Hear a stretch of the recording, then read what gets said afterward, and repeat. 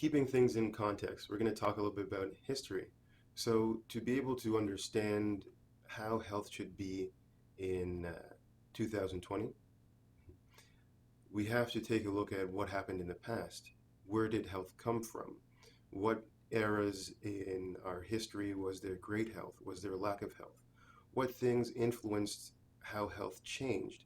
What things aided health in its growth?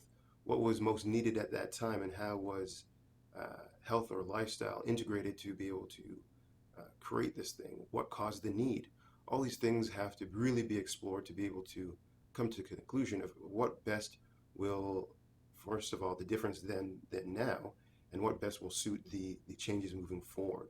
What is it that we really need in this era to help offset the things in the past that haven't been kind of addressed yet, and things that are currently happening that haven't been addressed as well?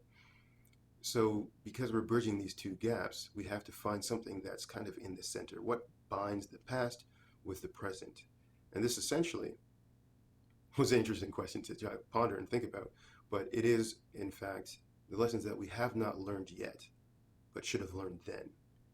And a lot of the thinking behind the creation of the Healing Art of Exercise and the program that I've put together has to do with that as well.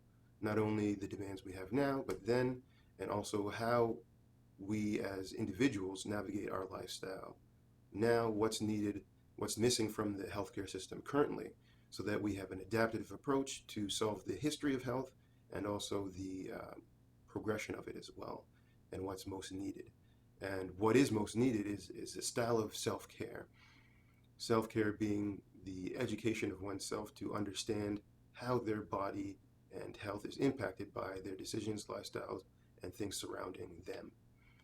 Now, this breaks down to mental, emotional, and physical health in a way of understanding it about oneself, but from an alternative perspective. So, a third person perspective, you also need to know how to understand that.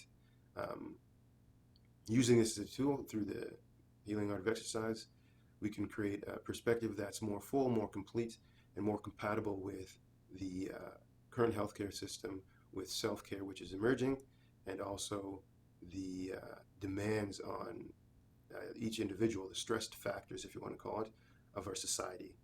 This in turn creates a very powerful movement forward and step towards a greater kind of lifestyle of health, a way of thinking of health, a way of integrating health into everyday fabric of life in a functional way. So it's not just the science, it's also the application, it's also the individual.